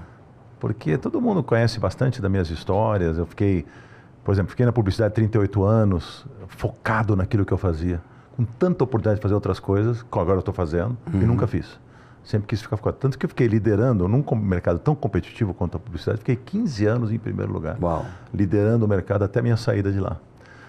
E a gente teve a honra de ser o escritório de maior receita de uma multinacional que estava na Madison Avenue, sua principal escritório, e São Paulo faturava mais que Madison Avenue. Era uma coisa muito louca que a gente chegou a ser grande, né, no mercado publicitário. Talvez nunca na história teve um crescimento tão grande como foi naquela época. Mas enfim, estou contando isso porque quando eu saí, no finalzinho eu já tinha vendido a empresa em 2015, e fiquei mais 2 anos de fade out lá. Aí comecei a querer mexer com outras coisas. Aí veio um cara, esses professor Pardal aí com algumas ideias. Eu sempre fui... Eu fiz televisão, fiquei 18 anos, quase 20 anos na TV. Fiz várias experiências em televisão, que foi o Aprendiz foi a mais importante delas, mas fiz outras coisas. Apresentei até a Fazenda na Record, apresentei Power Couple, apresentei no SBT jogos muito divertidos. Fiz várias experiências. Mas, tirando isso, eu sempre me segurei de querer fazer. Logo na primeira coisa que eu fui fazer fora do meu contexto, eu tomei uma surra que você não tem noção. Que o cara chegou para mim e falou assim, ó, tem uma ideia genial e tal, nós temos que fazer clínicas médicas, tipo aquela clínica... Popular, né? E aí a gente fez uma rede, a gente começou com as primeiras 5 ou 6 clínicas, um investimento até razoavelmente pesado. Era o mini Einstein, assim, espetacular. Onde o povo não gosta de estar, eventualmente até você afasta um pouco essas pessoas, né? É bom demais para mim, então, demais sim, assim, cara, e era uma coisa complexa, tal, mas eu consegui perder dinheiro muito rapidamente nesse negócio, que não decolava, acabei saindo fora, vendi por R$1 um negócio que tinha posto milhões daquele negócio. Então, assim, essa foi uma empreitada, não diria divertida, mas que eu aprendi bem que cada macaco no seu galho, né? Então você é um empresário que tem que tomar cuidado e entender onde estão os potenciais riscos de um negócio que você não entende com as pessoas erradas. Eu apostei em pessoas erradas e aí eu paguei caro por isso. Eu foi também, um fracasso. Todo o dinheiro que eu perdi na minha vida não foi por ideias ruins. Foi por um sócio errado ruim. Ou uma execução... A ideia nem era ruim desse caso também. E eu queria um princípio para mim, eu queria até que você analisasse, se você tem mais experiência do que eu. Quando fala de sociedade, eu digo o seguinte, cara, eu só me associo hoje se o cara for do ramo e tiver sucesso nesse ramo. Isso aí. Ah, eu tenho uma ideia, já executou? Não. Obrigado. Ah, cara, isso aqui é um produto, pô, lindo, extraordinário, que ideia. Você já teve êxito fazendo isso? Não. Cara, eu não quero. Agora, se você está tendo êxito em alguma coisa, teve êxito... Precisa de ajuda para dar um salto maior. Pronto. É uma competência que você não tem, um recurso que você não tem, uma competência de gestão que você não tem, um recurso financeiro, aí eu entro. Mas o cara vem com uma ideia, ó, a melhor ideia do mundo. Se ele não teve êxito nessa ideia, ou se ele não está tendo êxito hoje em outra ideia, cara, eu não chego perto mais de pessoas que... Se você olhar uma estatística de quantas empresas começam e quantas chegam até o 5º ano, você vai se assustar. 70% delas morrem no caminho. É muito complexo. 70%. Mas é muito complexo. É muito complexo. E assim, o mundo dos negócios é um mundo, né, que exige uma série de habilidades e uma série de visões diferenciadas. E eu entrar num negócio que eu não dominava, num momento que eu não podia dar atenção para ele. Porque é diferente, eu não domino a construção civil só. Olha que eu me cerquei dos melhores. É isso. O meu sócio vinha de uma empresa que era referência no mercado e trouxe com ele mais de 60 pessoas. Olha aí, ó. Você não tem noção. O cara já tinha sucesso no que fazia e trouxe uma equipe também com sucesso. Top. E aí a gente recheou isso com outras pessoas que vieram de vários segmentos e a gente foi colocando. Eu não canso de repetir a frase de David Ogilvy, né, o grande publicitário. Eu vou traduzir para o português, porque a frase dele em inglês é assim: contrate pessoas tão boas ou melhores do que você e você terá uma organização de gigantes. Então as pessoas têm que ser assim, muito boas ou no mínimo tão boas quanto você é. E muito melhores que você. Você já falou hoje aqui que você tem várias pessoas muito melhores que você em várias atividades que eles estão fazendo. Todos. Você não é o melhor CFO da empresa, você não é o melhor gente de gestão. Você tem uma série de coisas que você pode fazer, liderar essas pessoas, mas ter gente boa para fazer por você e te ajudar a criar essa engrenagem de sucesso, né? E hoje eu sou o CEO com tempo para me demitir. Hoje eu sou o CEO, mas eu sei que em 2 anos... Quando a minha visão tiver estabelecido, o CEO tiver montado tudo, cara, vai vir alguém e vai assumir meu lugar melhor do que eu. Como CEO, melhor do que eu. Sabe o que eu falo muito? As pessoas têm muito mais... O que eu falo? Eu preciso buscar onde eu sou mais competitivo, onde eu sou mais útil para a empresa. Tem certas coisas no micromanagement que eu já não tenho mais paciência para fazer com quase 70 anos. Microgerenciamento. Eu fazia com 40, com 35... Coisas que eu não vou mais fazer hoje. Eu não tenho, eu não sou mais, eu poderia até fazer, cara. Eu posso fazer várias funções da empresa, mas não é onde eu sou bom. Eu tá na estratégia, eu tá no pensamento, eu tá na gestão mais alta, olhando para outro e ter gente para fazer muito melhor do que eu. Esse é o segredo. Você tem que saber. É difícil você se tornar gradualmente desnecessário ao seu próprio negócio. Daqui a pouco, Paulo Vieira vai ser mais útil na estratégia, vai ser mais útil em outro. Né? É isso, na visão. Do que no dia a dia. É no dia a dia vai ter gente muito melhor do que ele para fazer. Você não vai ter nem mais paciência para fazer depois de tantos anos. Já está fazendo há quantos anos isso? 26. Então, hoje, o Paulo Vieira de hoje não é o mesmo de 26 anos atrás. É outra pessoa. É a mesma pessoa, mas com outra forma de atuar. Não, sou outro. Só que tem gente que não sabe fazer isso, não larga o osso. Não sabe delegar, não quer fazer. A empresa familiar sofre muito disso. Porque aí vem o filho que eventualmente não é competente, que vai... Então, aí vira pai rico, filho nobre, neto pobre, né? Porque complica a história, complica totalmente. Quer dizer, então, vence a eficiência, vence a eficácia, vence onde está a coisa que vai acontecer e vai funcionar. E não pode, o cargo não se herda, o respeito não se impõe, se conquista. Os caras não vão respeitar você na empresa. Os caras me respeitam porque eu sei ouvir. Tem autoridade, que é competência e verdade. É isso, é isso. É tão simples quanto isso. E eu vejo, assim, a empresa está melhorando tanto, tanta modernidade.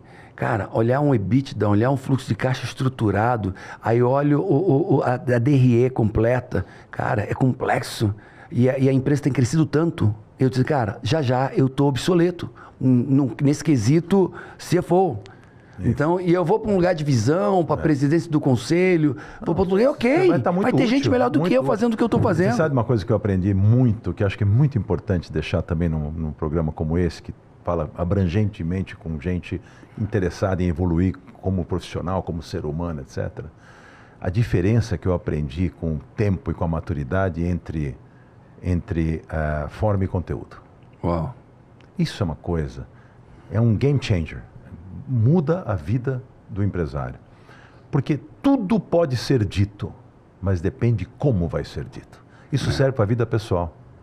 Porque, às vezes, você levanta a voz necessariamente. Então, por exemplo... Falou a verdade da maneira errada. O cara vai te trazer um trabalho, empresta esse papel aqui. Aí vem o teu cara aqui dentro da tua sala. Paulo, olha aqui, ó, o Roberto, sei lá, tanto faz. Olha o que eu fiz. Você está brincando comigo. Isso é um lixo. Falei, não falei? E era um lixo. cara, não está como eu imaginava. Tenho certeza que você é capaz de fazer muito melhor do que isso. Te dou mais 2 dias, volta a apresentar para mim. Indiferente, né? Você disse a mesma coisa de uma forma completamente diferente. Você estimulou a pessoa a tentar se reinventar, a mudar a sua forma. Cara, porque assim, a autoridade que a gente acha que tem, porque é dono da empresa, que meu sobrenome sempre esteve na porta dos negócios, sempre foi... Todo mundo sabe quem eu sou, então assim, você vira meio uma entidade dentro da sua própria empresa, entendeu? Não é legal. Não é legal. Essa autoridade que você conquistou porque você é dono das ações não lhe dá o direito, né, de falar. A pessoa sai da sua fala, esse cara é um babaca. Não respeito ele. Olha como ele falou comigo, entendeu? Assim, eu sou duro até hoje, né? Mas não sou aquele do aprendiz, porque ali era obrigatório retratar uma situação de extrema pressão. Para ver como esses caras reagem naquele curto espaço de tempo com aquelas tarefas que eram dadas a eles. E a pressão fazia parte do processo? Fazia parte do processo daquele programa. As pessoas acham que eu acordo de manhã demitindo o cachorro. Não é isso. Eu não faço mais essa... Assim, minhas empresas são empresas boas de trabalhar, mas todo mundo sabe o meu nível de exigência. É isso. Todo mundo, nivelando as exigências, nivelando as expectativas sempre por cima. O justo não vai gostar disso aqui. E melhor eu refazer. Então, assim, o Daniel é muito engraçado. É tudo claro, transparente. O Daniel, meu sócio, fala assim, estamos na reunião, nós temos uma reunião chamada Comex, que é uma reunião de comitê executivo, onde estão todos os diretores, toda semana a gente se reúne para tratar tudo com pauta, tudo organizado. Não é aquela reunião, todo mundo já manda a pauta antes, depois traz a pauta. O conselho participa? Não, só os diretores. Não, isso é só diretores, isso não é o conselho, são nós. E eu, como CEO, participo com eles essa reunião semanal. No resto, o presidente que tem mais contato com eles do que eu, que é o meu sócio. Mas essa reunião é engraçado porque ele sabe o meu estilo. Aí se o cara vai falar alguma porcaria ou fizer ele dá um toque no cara, tipo assim, não continua. Não continua. Não provoca. Vai vir, o Roberto vai falar. E aí ele ouve. Claro que com jeito, né? Que não é do passado, que no passado eu vinha com 2 caminhões da jamanta para cima do cara. Hoje eu faço um pouco diferente, mas ainda sou muito exigente, muito duro. E eu gosto disso, eu acho que é importante isso. As pessoas têm que se preocupar de que há um controle, de que há uma referência, há uma régua. Há uma régua, há uma exigência. Eu falo assim, sabe qual é a minha insegurança? Eu estou sentado dando essa entrevista para você aqui, eu tenho 520 funcionários, 540, sei lá quanto. Cada um tem agora, nesse momento, tem um diretor comercial meu na frente de algum cliente falando alguma coisa e eu não estou lá para ver o que ele está falando. Então, por isso que ele tem que ser muito bom e tem que ter a cultura da empresa, o DNA de como. Eu sempre falo assim, não prometa o que nós não podemos cumprir e não deixe de cumprir o que nós prometemos. São esses 2 mantras. Pegou? Cara, não, mas isso é muito importante. Então, vai prometer para ganhar um negócio? Não vai. Você vai saber dizer não para o cliente está querendo te tomar a rentabilidade, vamos abrir mão do negócio. Claro. Eu não sou relógio para trabalhar de graça. O cliente admira isso, o cliente quer ouvir o que ele precisa ouvir. Não, na verdade, assim, o cliente precisa ouvir o que é necessário para ele, não o que ele... Eu vou puxar o saco do cliente, agradar o cliente. Você saiu de lá e não falou, não, mas ele exigiu que a gente fizesse isso. Exigiu e você aceitou. Cadê a tua personalidade? Nossa empresa tem que ter personalidade, ela tem que se posicionar, ela tem que ser respeitada. Não tem cabimento agir assim. E eu fico com essa coisa do... O que eles estão falando nesse momento, né? Como eles estão reagindo para as dificuldades que são diárias, né? Eu não estou dizendo que eu sou onipresente, quero estar em todas as situações e tomar todas as decisões. Mas eu preciso ter gente que eu sei que esse cara... Por exemplo, Daniel, meu sócio, que de novo eu estou citando ele, e alguns diretores meus... Vamos bater palmas mesmo, Daniel. Não, mas a Vivi de gente de gestão, o Flávio da minha área, do meu CFO, esses caras eu sei o que eles estão fazendo. São feras. Eles superam muito, eu tenho certeza. Mas você conta nas mãos as pessoas que você dorme sossegado que eles estão fazendo direito, entendeu? E te perguntam, e trocam com você, não tem receio de trocar, não tem receio de perguntar, não tem receio de te contestar se for preciso. Quero o cara que me contesta, você quer cara que fica te puxando, sabe? Não. Você quer cara que te contesta. Não, peraí, mas o demitiu Paulo, semana passada. Não é possível. Esse último demiti semana passada. Então, Paulo, não é possível. Essa menina que você falou, não, mas eu acho que nós temos que fazer isso, tem que ir atrás das coisas e botar a sua opinião. Claro que vai prevalecer sempre um consenso daquilo que é o melhor caminho. E não é sempre o meu melhor caminho. Pode ser do outro. Mas eu chego. Se você trabalhar para mim e fala, peraí, Paulo, você está achando que nós temos que botar esse celular aqui, é isso? Eu acho que é aqui. Você acha que é aqui? Tá bom. Então nós vamos pôr. Você assume a responsabilidade? Ou então me fala também por quê. Não, já me falou por quê, tá ok, mas eu tenho contra-argumentos razoavelmente poderosos, mas eu vou entrar... Se você assume a responsabilidade do que vai acontecer com o celular aqui, eu vou te apoiar. Aí os caras, não, mas veja bem, mas eu não sei. Ah, não sabe? Então vai ser aqui. Ah, sei. Então vamos embora. Deixa acontecer. Você entendeu? Então é muito engraçado isso, né? Como... A gente precisa de pessoas assim, ousadas, que acreditem em si, que se desafiem, que me desafiem. É isso. O tempo todo. Não tenha receio. Tem argumentos, e se não tem, busca os argumentos. Pode parecer bobagem. Nosso centro de eventos aqui cabe 300 pessoas. E 350 pessoas. E aí ele era na vertical. Eu ficava aqui nessa ponta, eu ficava numa ponta, tudo arriscado.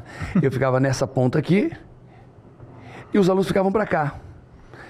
Tem umas colunas e tal. Aí um da minha equipe disse, não, Paulo, não é aqui, é aqui. Disse, cara, isso não vai dar certo. Por causa da coluna, avisa, não, aí porque ele desenhou. Disse, não, cara. E ele insistiu, e ele veio na outra semana, porque eu sou treinador, eu vejo, é o meu lugar. Ele disse, cara, Paulo, você está errado. Eu disse, cara, faz o seguinte, monta desse jeito, põe as cadeiras e testa. Ele testou e deu certo. Ele estava certo. E deu certo. Eu disse, caraca, você insistiu. Você fez valer. Ele disse, tem mais. Tem que mudar isso aqui, tem que mudar isso aqui, tem que botar umas câmeras móveis para não ter os caras que ficam filmando, pode uma câmera que segue o movimento e tal. Você vai economizar tantos R$1.000. Fez tudo, fez. Promovido. Quem é essa pessoa? Pedrão. Promovido. Porque me contestou, porque foi até o final, trouxe números, trouxe solução, economia. Espetacular. É esse pessoal que eu quero. Ele chegou dos Estados Unidos quando ele? Ontem. E já conseguiu um curso para ir nos Estados Unidos e vai ser treinado por um cara do maior treinador da minha área do mundo. Ele vai estar sendo assistido, mentorado por esse cara nos Estados Unidos. Tá entendendo? É esse cara que a gente quer. É isso. Alguém que faça, eu digo assim, você quer sucesso? Me faz ganhar dinheiro. Claro. Se me faz ganhar dinheiro, ou seja, me faz ganhar mais e poupar mais, me faz faturar mais e poupar mais, cara, você vai ser imprescindível para mim. Eu vou querer você grudado em mim, vou querer você do meu lado com o meu sócio. Vou dividir com você a riqueza que você ajudou a construir. Você vai ganhar bem. É isso. Meus CEOs, eles ganham 6, 7, 8 salários de bônus no final do ano, se bater meta. É isso. Imagina, ganhar 8 vezes mais o seu salário. É isso, gente. Nós estamos com um mestre. Imagina, que nos presenteou aí com 1h30, quase 2 horas de vida, de verdade, de história, de experiência, de sabedoria, de intuição. Roberto. Faz tempo que nós ensaiamos essa conversa. Eu acho essa conversa enriquecedora para mim também. Aprendi bastante ouvindo você hoje aqui. Várias coisas que você falou. Vou levar comigo. E vamos montar hoje, vamos montar outra mesa com mais gente, fazer um debate mais acalorado. Seria sensacional, vou adorar. Amigo. Muito obrigado, Paulo. Viu? Obrigado. Mais sucesso aí. E olha, e a humildade, a simplicidade de estar conosco aqui, e essa verdade, a simplicidade, a forma genuína, transparente, autêntica. Eu digo que uma pessoa para ter sucesso tem que ser autêntico. Aqui é um dos motivos do segredo do Roberto Justus, é a autenticidade. Obrigado. Parabéns, obrigado. Valeu. E com vocês fechamos mais um PVCast, o PVCast Paulo Vieira. E lembra, se você não está com papel e caneta para anotar, volta tudo, papel e caneta e anota. Não deixe se perder. Conhecimento se apreende, se retém e se aplica na prática. Se você não anotar no papel e caneta, não vai ter sido uma novela gostosa, um bate-papo gostoso, mas não vai trazer aprendizado. Eu quero que você saia daqui melhor do que você entrou. Fechado? Até o próximo PVCast. Eu sei como ganhar dinheiro, eu sei como investir, eu sei mudar a mentalidade. E se você quer mudar a sua mentalidade, você quer dar algo melhor para a sua família, para os seus filhos, você cansou de contas atrasadas, cansou de olhar para o cardápio, o lado direito do cardápio e olhar o preço que você pode pagar. Se você cansou de estar apertado, de viver uma vida quem, deixa eu fazer o seguinte, clica aqui no link da descrição e faz esse treinamento comigo, vai mudar a tua vida. Se você cansou de estar nessa pindaíba, se você decidiu sair da zona de conforto, então acessa esse QR Code e vem estar comigo nesse treinamento que ele vai mudar a tua vida. Deixa eu falar uma coisa, deixa eu fazer uma pergunta. Quanto vale uma ferramenta e uma metodologia que te faça ganhar o dobro que você ganha hoje? Quanto vale isso? Vai, diz um valor para mim, vai, escreve aí um valor. R$1.000, R$10.000? E se isso te faça ter a casa que você desejou ter, te habilite a ter o dinheiro para comprar a casa dos teus sonhos, quanto vale um treinamento com Paulo Vieira? Fala para mim. Se isso você puder dar o melhor colégio para os seus filhos, quanto vale um treinamento que vai te habilitar, te capacitar, mudar tua mente, tua mentalidade, teu comportamento e vai te fazer, te capacitar o melhor colégio para os teus filhos? Quanto vale esse treinamento? Quanto vale esse treinamento para ninguém mais te chame de incompetente, de incapaz, de de fracassado, quanto vale? Um treinamento que desperte uma versão próspera dentro de você. E eu não estou dizendo que você vai ter que ser multimilionário no meu treinamento. Não. Eu estou dizendo que você pode dobrar, triplicar, quadruplicar, quintuplicar a sua renda, multiplicar por 10 o seu faturamento. Quanto vale isso? Se eu disser que é R$1.000 e você vai parcelar isso em 10 vezes, tá bom para você pagar R$100 por mês? R$100 por mês para você mudar a sua vida completamente? R$100 por mês para tomar decisões diferentes? Uma forma de acordar, de dormir, de viver, uma forma de se relacionar com dinheiro diferente. R$100 por mês é caro? Então deixa eu te dizer, se você está aqui, você não vai pagar esses R$1.000. Você vai pagar R$297 dividido em 10 vezes. Sabe o que isso quer dizer? Que você vai pagar R$1 por dia. R$1 por dia para mudar a tua vida. R$1 por dia. E eu sei que você vai fazer isso. Eu sei que você quer isso. Eu sei que você sabe que sua vida vale a pena e tem algum lugar a mais para levar. E não diga assim, é barato demais para ser bom. Eu não faria nada, Paulo Vieira, não entregaria nada que não fosse extremamente bom, extremamente transformador. Então, agora, clica nesse link, acessa o QR Code e vem estar comigo, pegar na minha mão, porque eu vou te ensinar a criar riqueza, sair da pindaíba e ter inteligência financeira, independência financeira.